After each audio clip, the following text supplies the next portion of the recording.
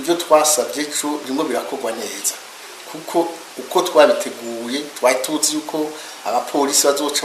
bashwabaduka bakaza kubuza abaza barababwiye neza ko nibabona baje ari benshi ntibazogwane nabo kuko ni igikorwa twatanguye ni intango y'igikorwa ntabwo ari igikorwa twagize uno munsi gusa ni igikorwa kizobandanya gushikaho umukuru w'igihugu avuga neza kandi adahengeshanya ko atazosubira kwitoza mu kiringo cya gatatu ku mugamba uhebye ko atazohunyanga ibwirizwa shingiro n'amasezerano y'Arusha kandi ko yemeye gukura ibigwanisho bimwe biratangwa mu gihugu. Ibyo rero twebwe tuzoyibandanye n'abanyagihugu kandi mbanaye ndabaha impiki ndababwira ntimuhebe kuko burya igihugu kiragwanirwa iteka riragwanirwa ubugabo burihabwa kuko nitwemera ko umukuru w'igihugu aharubu aho nyanga ibwizwa shingiro akarisibanganya akarirenga ko asibanganya amasezerano y'Arusha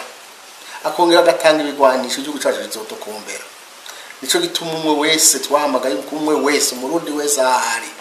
amenye ko ari gikorwa cumwe n'igihugu wese ahari hose kugwanira igihugu ciwe kugwanira amategeko yiwe kugwanira itegeko ibwizwa shingiro kugwanira amasezerano twagiraniye n'ukwanka kw'abana bacu batangwa kubaha ibigwanisho kugira ngo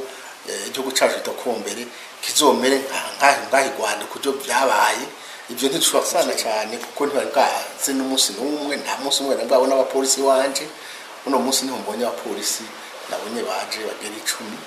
baje ni kuvuga rero turavye ibyo twaheruka kuvuga twabize ejo n'ubu tugisubiramwo kandi tuzobandanya kuko tumwe turavuga kuri birasana cyane kubacu rero nk'iterabwoba kugira ngo tugira ubwoba ntitubandanye ariko nashaka kubabwira ko twebwe tutazoreka kuvuga ukuri tutazoreka kugwanira Burundi kugwanira amasezerano y'Arusha yo kunywanisha abarundi no kuzana amahoro mu Burundi ko twayabashitse ko tugowe cyane byakutugoye ntituzoreka kwibwirizwa shingiro umukuru w'igihugu ariho nyanga mu gushaka kurondera ikiringo cyo cya gatatu kitemewe n'amategeko. Ntituzokwemera kandi yuko abantu b'umukuru w'igihugu kora nawe arabizi nawe ari muri byo bonyanyagiza ibigwanisho mu gihugu baha abasore n'inkumi kugira ngo bazosubiranemo amaraso aseseke mu Burundi. Aho rero nibara ntijyogwa twebwe turabashinga ntahe turi abantu batowe n'abanyagihugu ngo abantu batangure guhunga je narahunze ndaza guhunga kubabaza ntamwe no kwifuriza muri iki kiringo twaratugezemo bose bavuga ati Burundi barimo